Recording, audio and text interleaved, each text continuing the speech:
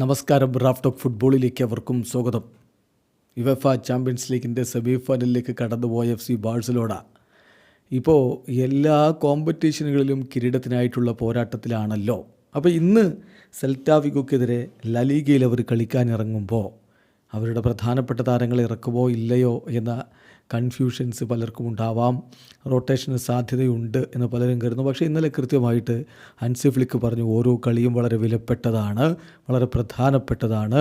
എപ്പോഴും ഞങ്ങൾക്ക് ഏറ്റവും ഇമ്പോർട്ടൻ്റ് മത്സരം എന്ന് പറയുന്നത് നെക്സ്റ്റ് മാച്ചാണ്. അപ്പോൾ അടുത്ത മത്സരം സെൽറ്റ വിഗോക്കെതിരെ ശക്തമായ ടീമും കൊണ്ട് തന്നെ ഇറങ്ങും എന്നാണ് അദ്ദേഹം പറയുന്നത്. അതിൻ്റെ കാരണം നമുക്കറിയാം, ലലീഗയിൽ കിരീടത്തോടടുക്കുകയാണ് FC ബാഴ്സലോണ.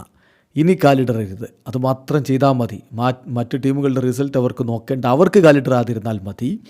31 കളികളിൽ നിന്ന് 70 പോയിൻറ്റോടെ ബാഴ്സ് ഒന്നാമത്, 31 കളികളിൽ നിന്ന് 66 പോയിൻ്റ് റയൽ മാഡ്രിഡിനുള്ളൂ, അത്രയും കളികളിൽ നിന്ന് 63 പോയിൻ്റ് അത്ലറ്റിക്കോ മാഡ്രിഡിനുള്ളൂ. അതുകൊണ്ട് തന്നെ ബാഴ്സ കിരീടത്തിലേക്ക് കുതിക്കുകയാണ്. ഇന്നത്തെ കളി അവർക്ക് വിജയിക്കണം. ഇന്ന് രാത്രി ഇന്ത്യൻ സമയം 7:45 ബാഴ്സ സെൽറ്റ വിഗോക്കെതിരെ സ്വന്തം മൈതാനത്ത് കളിക്കാനിറങ്ങുന്നത്. ബാഴ്സയുടെ പ്ലേയിങ് ലെവലിൽ ആരൊക്കെ ഉണ്ടാകും?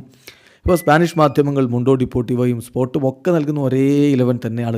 അത് ഇന്നലത്തെ ബാഴ്സയുടെ ട്രെയിനിങ് സെഷനെ കേന്ദ്രീകരിച്ചുകൊണ്ടാണ് ഈ ഒരു പ്ലേയിങ് 11 അവർ പുറത്തുവിടുന്നത്.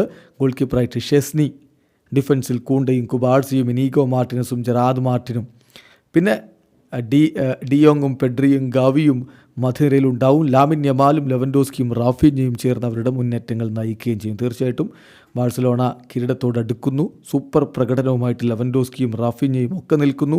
ലാമിൻ യമാലും അതുപോലെ തിളങ്ങുന്നു. വലിയ പ്രതീക്ഷയിലാണ് ഇത്തവണ ബാഴ്സയുള്ളത്. ഇന്നത്തെ കളിയും ജയിച്ചു കയറുമെന്ന പ്രതീക്ഷയിൽ ആരാധകരിരിക്കുന്നു. വീഡിയോ അവസാനിക്കുന്നു. ഫുട്ബോൾ ലോകത്തെ കൂടുതൽ വിശേഷങ്ങളുമായി റാഫ് ടോക്സ് വീണ്ടും എത്താം.